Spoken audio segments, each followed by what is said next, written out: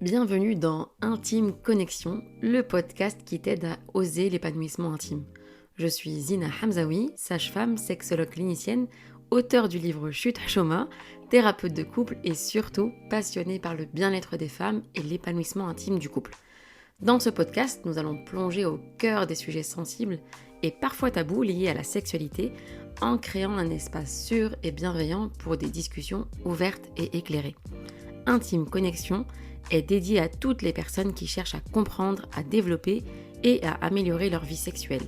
Que tu sois célibataire, en couple, novice ou expérimenté, ce podcast est conçu pour te fournir des conseils pratiques, des informations précieuses et des réflexions approfondies pour t'accompagner sur le chemin d'une intimité épanouie, sans chouma et toujours avec respect, pudeur et bienveillance. Prépare-toi à des conversations authentiques, des découvertes enrichissantes et une connexion intime avec toi-même et ou avec ton époux-épouse. Bonne écoute! Salam alaikum, j'espère que vous allez bien. On continue notre série autour de la santé féminine. Et aujourd'hui, avant de vous dire comment être active, proactive, productive, je vais vous rappeler un élément fondamental qui est le repos. On ne peut être, on ne peut partager, on ne peut rire, on ne peut vivre de bons moments que si on est reposé. Et sincèrement, en ce mois de rentrée académique, rentrée scolaire, je vois à quel point les femmes sont fatiguées. Donc je vous renvoie encore une fois à l'épisode de la rentrée. Et très souvent, les femmes mettent à la fin, toute fin de leur to-do list, le repos. Donc c'est pas une chose qui vient spontanément chez les femmes quand on leur dit comment est-ce que vous prenez soin de vous. La sieste, lever le pied, prendre un temps pour soi, prendre quelques minutes juste pour justement prendre le temps de respirer tranquillement, diminuer sa réflexion, diminuer vraiment ce dialogue incessant au niveau du cerveau. Je fais des gestes avec ma main comme si vous étiez en train de me voir. En fait, c'est pas quelque chose qui est de l'ordre de la routine du rituel chez les femmes, et c'est dommage. Et là, je vais vous expliquer pourquoi est-ce que le repos est essentiel et en quoi justement un manque de repos suffisant impacte la santé des femmes. Alors, il faut savoir que le repos, il va permettre une meilleure récupération physique. Il y a une réparation musculaire. Notre corps, on l'utilise au quotidien. On bouge, on marche, on prend des choses, on porte des choses trop lourdes. D'ailleurs, pour celles qui ont encore cette mauvaise habitude de porter du lourd, faites-vous assister, c'est-à-dire déléguer ces tâches à un homme de votre famille. Pour les célibataires, à votre père, à votre frère, à un voisin, acceptez l'aide extérieure. Ou bien si vous n'avez pas d'homme à vos côtés, divisez la tâche un maximum pour porter le moins de poids possible, parce qu'on sait que ça va impacter sur la santé féminine, sur notre bassin, sur notre périnée. Et comme je vous l'ai dit à plusieurs reprises, je tâcherai de vous préparer un sujet plus complet sur le périnée, donc cet ensemble de muscles qui se situe au niveau de notre bassin et qui nous suit tout au long de notre vie et qui a pas mal de fonctions et dont on doit prendre soin. Donc je disais réparation musculaire. Donc quand on a été active toute la journée, qu'il y ait une activité sportive ou non, en tout cas le fait qu'il y ait eu des efforts physiques à répétition, le corps il a besoin de repos pour réparer des micro-déchirures musculaires et favoriser la croissance musculaire. Donc un sommeil de qualité est crucial dans cette phase. Ensuite, le repos il va permettre une régulation hormonale. Donc je vais rentrer en détail un peu plus tard dans cet épisode. Le repos il permet aussi un renforcement immunitaire. Et ça, je pense que vous l'avez toutes et on l'a toutes expérimenté. C'est que quand on est très fatigué, on tombe plus facilement malade. Donc le repos, il va réduire les risques d'infection parce qu'il va permettre au corps de combattre plus efficacement les maladies. Donc si vous avez envie d'être en bonne santé, reposez-vous. Alors, à la fin de l'épisode, je vais quand même vous partager des conseils pour pouvoir vous reposer, parce que c'est bien, il y en a qui vont dire « mais moi j'attends que ça, de me reposer, mais j'y arrive pas ». Donc ne vous inquiétez pas, je ne vous abandonne pas. Autre point important pour le repos, c'est qu'il va donc, je disais, agir sur la récupération physique, mais aussi sur la récupération mentale. Donc être reposé permet de mieux gérer son stress. Il faut savoir que le repos mental aide à réduire le stress et à rééquilibrer l'humeur. Donc le surmenage sans période de repos peut aggraver les symptômes de fatigue, d'anxiété ou même de dépression. Ça, vous l'avez toutes vu, on l'a toutes vu, quand on est fatigué, quand on est dans un état d'épuisement, on se met parfois à rentrer dans des angoisses, on imagine le pire, on est en train, des fois, vraiment clairement de raconter n'importe quoi. On a l'impression qu'on est dans une situation où on va pas pouvoir s'en sortir, etc. Et il faut savoir, pour l'anecdote, ça m'arrive régulièrement que j'ai des patientes qui m'appellent vraiment en catastrophe, en me disant Zina, ça va pas du tout, il se passe ça, ça, ça, ça. Donc souvent, c'est des périodes de postpartum, parce que la période du postpartum, je vous rappelle, c'est une période de fatigue intense et extrême. D'ailleurs, pour celles qui veulent passer des entretiens d'embauche, indiquez-le sur votre CV. Indiquez, j'ai vécu un postpartum 2, 3, 4, 5, parce qu'en fait, c'est une expérience de vie qui fait qu'on va développer des capacités d'adaptation, qu'on va développer des compétences que les femmes qui ne vivent pas de postpartum ou les hommes n'ont pas pu justement développer. Donc ça, c'est un vrai point positif. Hein. Et donc je disais, pour l'anecdote, j'ai des femmes qui vont m'appeler en catastrophe et je vais d'abord les écouter, bien évidemment.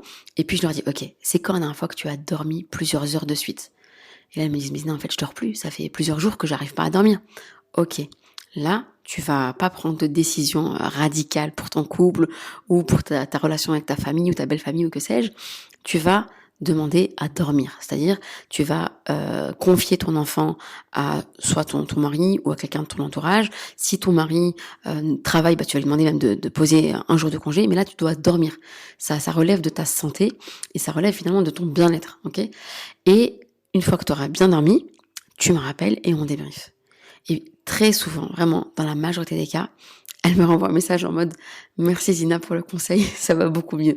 On n'y pense pas assez, hein, mais quand on est vraiment fatigué, qu'on est KO, on peut se retrouver à être malheureusement victime de peur et de crises d'angoisse qu'on pourrait facilement prendre en charge en nous reposant. Il faut savoir que quand on se repose et quand on dort, le cerveau, il va consolider les informations apprises durant la journée et ainsi améliorer la mémoire et la concentration.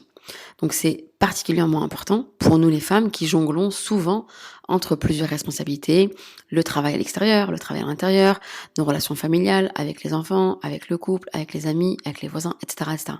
Et donc on est là un petit peu partout, sauf que quand on est partout, on est nulle part. Alors l'idée, c'est bien évidemment, encore une fois, vous me connaissez, c'est pas de tout arrêter, de plus avoir de vie sociale, de ne plus parler aux gens, c'est juste de se reposer et ensuite, en fonction du temps qu'on aura et de l'énergie qu'on aura pu développer et récupérer, eh bien à ce moment-là, on pourra donner. Rappelez-vous, mon expression, c'est « je ne suis pas égoïste, je suis égoïste altruiste ». C'est « je prends bien soin de moi pour mieux prendre soin de toi ». Ensuite, le repos, il va agir aussi sur le bien-être émotionnel. Donc, il faut savoir que des périodes de repos réguliers vont améliorer la régulation émotionnelle et ainsi nous permettre de mieux gérer nos émotions, l'irritabilité et la fatigue qui sont liées à nos défis du quotidien.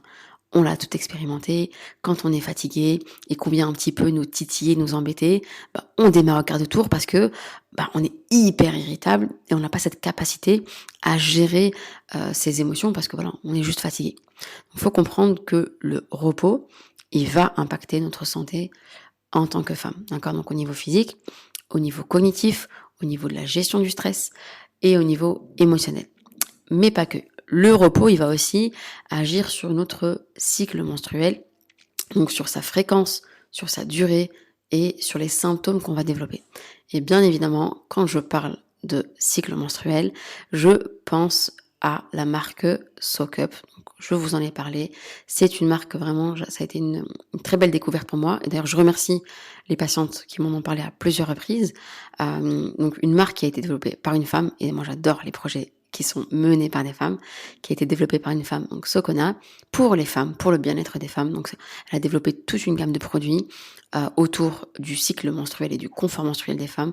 En premier lieu, les cups menstruels, puis les culottes menstruelles, et bien évidemment, le petit chouchou, le petit dernier, le baume intime, qui fait tout.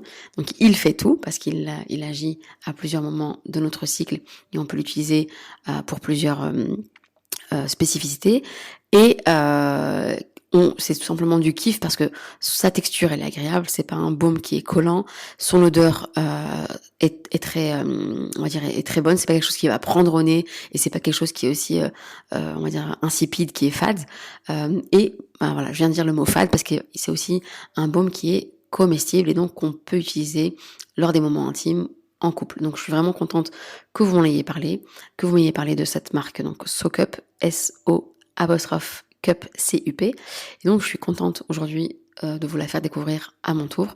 Pourquoi ? Parce que ce sont des produits qui sont élaborés avec des matières nobles. Par exemple, les cups, elles sont faites à base de silicone médical. Elles sont pas colorées. C'est pas des produits kitsch pour nous infantiliser, nous les femmes. C'est vraiment pour nous apporter du confort durant notre phase menstruelle, durant nos cycles. Et donc, je ne peux que le souligner, je ne peux que vous la conseiller. Alors, on revient sur le repos. Je disais que le repos, il va être particulièrement important durant notre cycle. Pourquoi ? Parce que qu'est-ce qui fait qu'on a un cycle ? Ce sont les fluctuations d'hormones. Donc, les 2 hormones principales féminines sont les œstrogènes et la progestérone. Ok ? Donc, ces 2 hormones-là, elles vont impacter le cycle, elles vont impacter la fertilité et la grossesse s'il y en a. Et donc, un manque de repos peut perturber ces hormones. Et qu'est-ce qui va se passer ? On va avoir soit des cycles très irréguliers. Donc, il y a des femmes qui vont dire, ouais, moi j'ai des cycles, des fois c'est 25 jours, des fois c'est 40 jours, mais tu sais, ça a toujours été comme ça. C'est pas forcément normal, d'accord ? Donc, l'idée, c'est pas de vous dire qu'il y a toujours des problèmes, d'accord ? C'est juste de vous dire que on va dire la manière dont se déroulent vos cycles menstruels et dont vous les vivez, vous les percevez, ça peut être un indicateur d'un souci de santé gynécologique, d'accord ?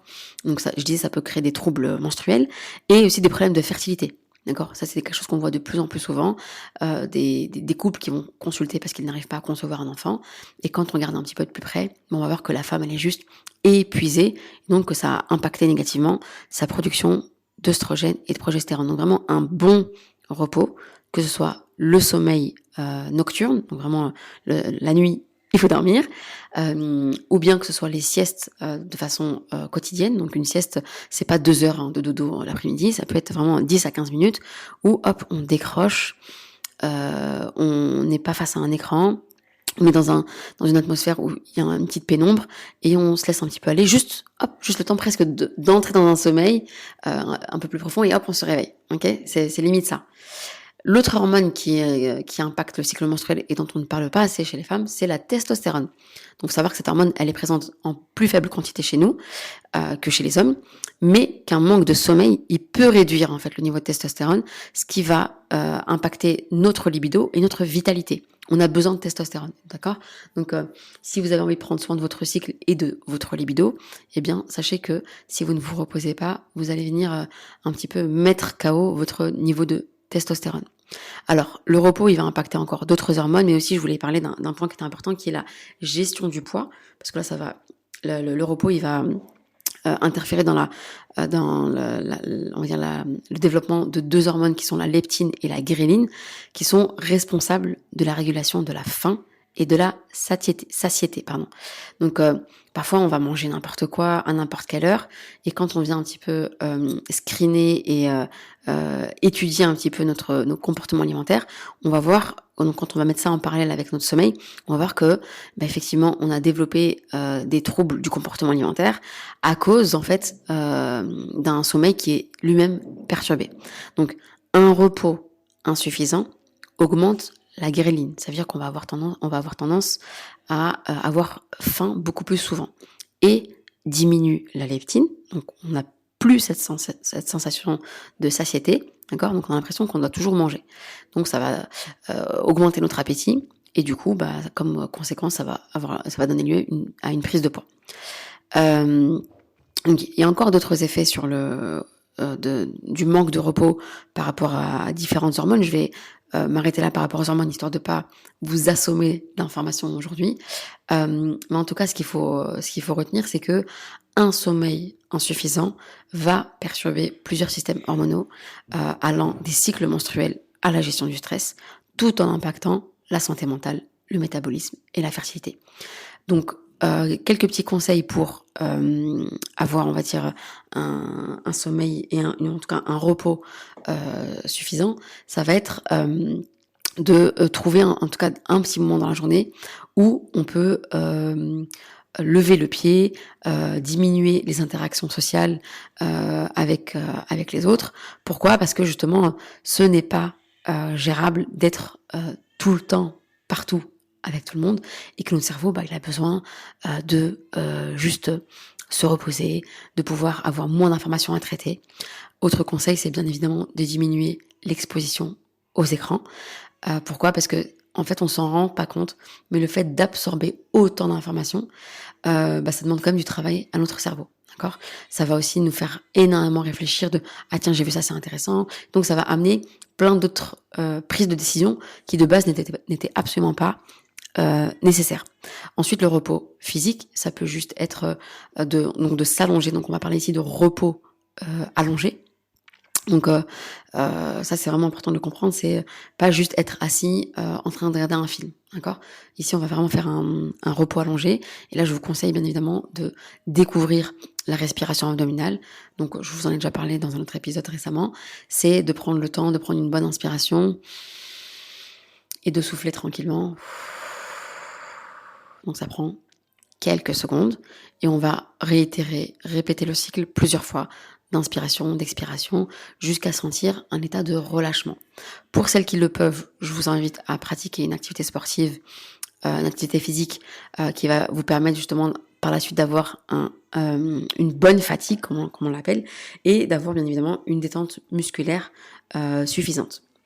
Voilà, si vous avez d'autres conseils, je suis preneuse pour les partager avec toutes nos auditrices et nos éditeurs qui prennent soin des femmes. Je pense bien évidemment aussi, dernier petit conseil, à prendre des tisanes qui vont venir nous relaxer, nous détendre. Et je vous dis bien évidemment de prendre soin de vous, de le faire en priorité et de ne pas attendre qu'il soit trop tard pour lever le pied. À très bientôt, salam alaikum. Merci d'avoir écouté cet épisode d'Intime Connexion. J'espère qu'il t'a apporté des informations précieuses et utiles pour t'accompagner vers une sexualité épanouie. N'oublie pas de t'abonner au podcast pour ne manquer aucun nouvel épisode. Tu peux également me suivre sur les réseaux sociaux pour rester informé de mon actualité. Si tu as des questions, des suggestions de sujets ou des témoignages que tu souhaiterais partager, n'hésite pas à me contacter. Souviens-toi aussi que la sexualité est un domaine intime et personnel. Et si besoin, tu peux consulter une ou un professionnel de la santé pour un accompagnement personnalisé. Merci encore d'avoir choisi Intime Connexion comme ressource pour explorer la sexualité, briser les tabous et créer des liens intimes plus profonds. Prends soin de toi, cultive l'amour et l'intimité et je te retrouve très bientôt pour un nouvel épisode d'Intime Connexion.